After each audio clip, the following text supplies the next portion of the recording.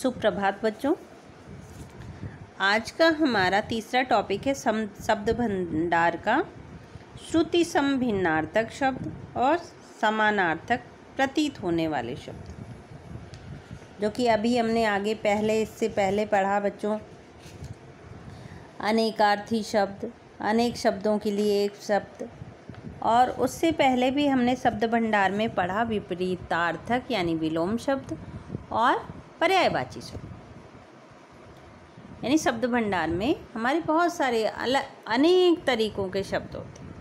तो आज का ये टॉपिक है श्रुति सम भिन्नार्थक शब्द और समानार्थक प्रतीत होने वाले शब्द।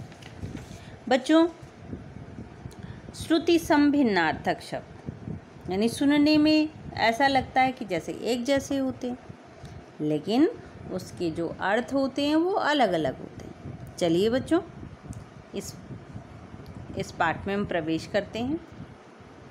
श्रुति सम भिन्नार्थक शब्द बच्चों, यानी जो शब्द पढ़ने या सुनने में लगभग समान लगते हैं परंतु उनके अर्थ भिन्न होते हैं, उन्हें श्रुति सम भिन्नार्थक शब्द कहते हैं। जैसे दिन और दीन शब्द सुनने में लगभग समान लगते हैं, किंतु उसके अर्थ बच्चों अलग अलग होते हैं। जैसे दिन मीन्स दिवस और दीन मीन्स गरीब। तो चलिए बच्चों, हम कुछ श्रुति सम भिन्नार्थक शब्द पढ़ लेते हैं। बात यानी बातचीत, वात वायु, बलि बलिदान, बली ताकतवर,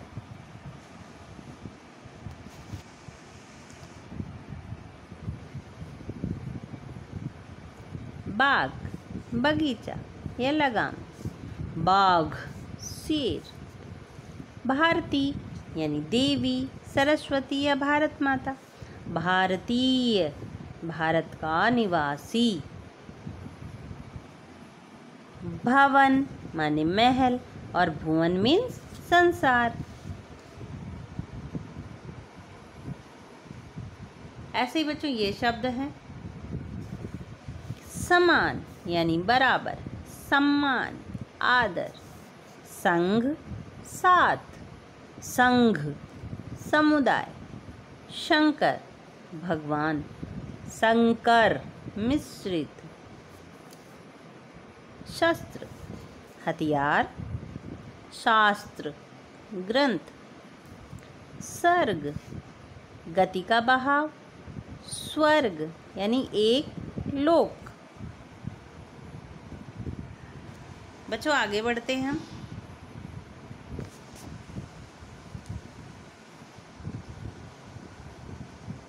मात्र केवल, मातृ माता, मूल जड़, मूल्य कीमत, योग जोड़, कुल या योगासन को कहते हैं, योग्य यानी लायक, लक्ष्य यानी लाख, लक्ष्य माने उद्देश्य, वसन कपड़ा, व्यसन माने नशे की आदत।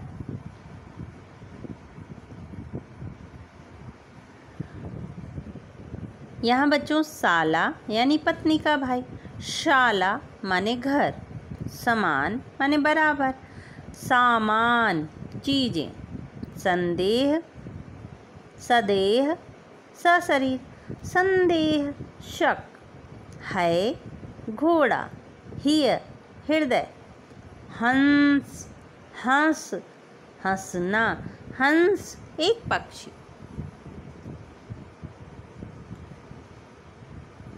कुछ और बच्चों इसमें आप देख सकते हैं, पढ़ सकते हैं कि शोक दुख को कहते हैं, शौक चाव, शाम संध्या, श्याम काला या कृष्ण, कपट छल, कपाट दरवाजा, कुल योगवंश या कूल किनारा, कटी मीन्स कमर, कटी मानी कट गई क्रिया है बच्चों ये, कली माने कलयुग, कली मीन्स बिना खिला हुआ फूल। हेम मीन्स सोना, हिम मीन्स बर्फ। हल समाधान, हाल हाल चाल। अनन्य सबसे अलग, अन्याय न्याय के विरुद्ध। अवधि समय, अवध की भाषा। आसन बैठने का स्थान, आसान सरल। आयात बाहर से आना, आयत लंबा विस्तृत और विशाल। यानी बच्चों इसमें सुन करके एक जैसे लगते हैं लेकिन इनके अर्थ भिन्न होते हैं। उनमें से कुछ उदाहरण और हैं बच्चों, यहाँ देख लेते हैं हम। अवलंब सहारा, अविलंब तुरंत। अन्य दूसरा, अन्न अनाज। अर्ध आधा, अर्घ्य पूजा का जल।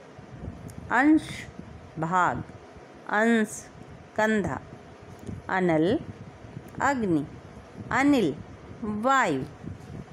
अली भंवरा, अली माने सुखी या अली में सखी भी होता है बच्चों। अति माने बहुत, इति माने समाप्त। अचल पहाड़, अचला पृथ्वी। अणु कण, अनु पीछे। अवस्था दशा, व्यवस्था प्रबंध। तो बच्चों अभी हमने क्या पढ़ा कि श्रुति सम भिन्नार्थक शब्द सुन करके एक समान लगते हैं लेकिन उनके जो अर्थ होते हैं वो भिन्न होते हैं। अब बच्चों हम अपने समानार्थक प्रतीत होने वाले शब्दों पर ध्यान दे लेते हैं कि समान अर्थ होते हैं। बच्चों भाषा प्रयोग में अनेक शब्दों का प्रयोग होता है। कई बार अनेक शब्दों का प्रयोग जिन भावों या अर्थों के लिए होता है, कई बार ऐसा लगता है एक ही भाव का अर्थ कई शब्दों का प्रयोग हो सकता है, परंतु वास्तव में ऐसा नहीं होता। प्रत्येक शब्द का अपना विशेष अर्थ होता है, अपनी प्रकृति, अपना विशेष भाव होता है। तो जैसे हम कुछ उदाहरणों के माध्यम से जान लेते हैं। बच्चों यहाँ पर अनुज, अनुज मीन्स क्या होता है? छोटा भाई, है ना, जिसका जन्म बाद में हुआ। अग्रज माने बड़ा भाई, जो पहले जन्मा अर्थात बड़ा।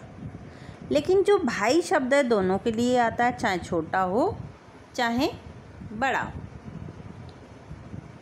दोनों शब्दों के लिए इसका यूज होता है। उसी तरह से यहाँ बच्चों हम कुछ शब्दों के बारे में जान लेते हैं। अपराध और पाप, है ना। अपराध सामाजिक तथा सरकारी कानून को तोड़ना और पाप नैतिक और धार्मिक नियमों को तोड़ना। अमूल्य जो इतनी महत्वपूर्ण है जिसका कोई मूल्य लगा ही नहीं सकता। बहुमूल्य जिसके लिए बहुत अधिक मूल्य देना पड़े। अनुनय किसी बात के लिए राजी करने के लिए प्रार्थना। निवेदन अपनी बात को विनम्रता से कहना। विनय अनुशासन का पालन करते हुए सम्मान के साथ निवेदन करना। अनुरोध बराबर के या मित्र के साथ बात मनवाने की जिद करना। आवेदन योग्यता के संदर्भ में किसी पद के लिए कथन। प्रार्थना किसी कार्य सिद्धि के लिए विनम्र होकर कहना। आग्रह यानी अनुरोध में अधिकार का भाव नहीं रहता, किंतु आग्रह में हम अपनत्व और अधिकार भी मानते। उसके अलावा जैसे बच्चों इसके इतने सारे हो गए, उसके अलावा असाधारण, अनूठा, अलौकिक, अद्वितीय, अस्वाभाविक। असाधारण यानी विशेष, जो आसानी से न मिल सके। अनूठा जिसमें दूसरे से पर्याप्त भिन्नता या अनोखापन हो। अलौकिक जो इस संसार में लगभग अप्राप्त है अर्थात लोकोत्तर। अद्वितीय जिसके समान कोई दूसरा नहीं। स्वाभाविक, जो मानव स्वभाव से भिन्न है। यानी समानार्थक ये शब्द प्रतीत होने वाले शब्द हैं, एक जैसे लग रहे हैं। आगे बढ़ते हैं बच्चों हम।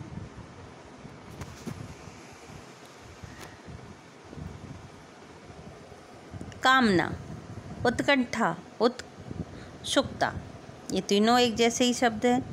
कामना दूसरे के लिए शुभ लाभ की इच्छा, उत्कंठा जानने की तीव्र चाह, उत्सुकता किसी विषय के बारे में जानने की चाह।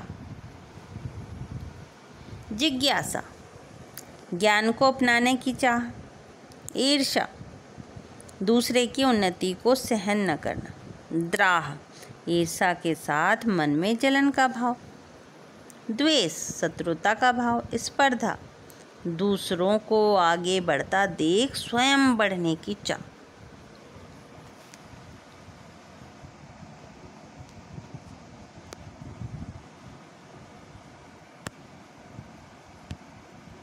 अंतःकरण यानी मन, चित्त, बुद्धि और अहंकार की समष्टि। मन सुख दुख को अनुभव करने वाला तत्व। चित्त स्मृति, विस्मृति आदि गुणों का समुच्चय। अभिनंदन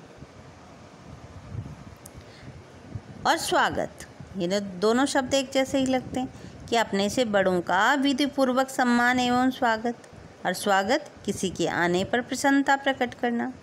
मित्र, सखा, सुहृदय। मित्र दो समान व्यक्तियों में प्रेम। सखा साथी, समान आयु वाला। या सुहृदय सुंदर भाव विचारों वाला हितैषी। यानी ये सारे शब्द एक जैसे, एक समान लगते हैं। ऐसे अन्य शब्द ले लेते हैं हम यहाँ पर। अस्त्र, अस्त्र यानी वह हथियार जो हाथ से फेंक कर चलाया जाता। शस्त्र वह हथियार जो हाथ से पकड़ कर चलाया जाता। अनिवार्य जिसके बिना काम ना चल सके, जिसका कोई विकल्प ना हो। आवश्यक माने जरूरी। अवस्था शारीरिक स्थिति जैसे बचपन, बुढ़ापा इत्यादि। आयु माने उम्र। पूजा यानी धूप, दीप, पुष्प आदि से की जाने वाली पूजा। अर्चना यानी भक्ति द्वारा ईश्वर से विनती।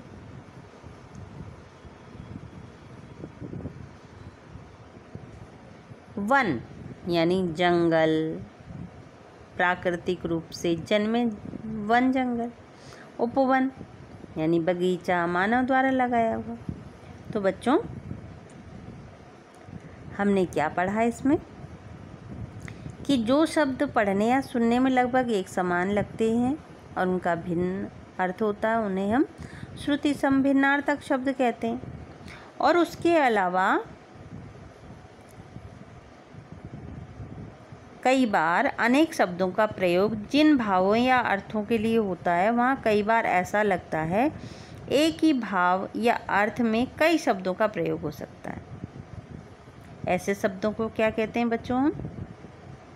समानार्थक प्रतीत होने वाले शब्द। इस तरह से बच्चों आज जो हमने अध्याय पढ़ा शब्द भंडार में, उसमें हमने पढ़े श्रुति संभिन्नार्थक शब्द और समानार्थक प्रयोग होने वाले शब्द।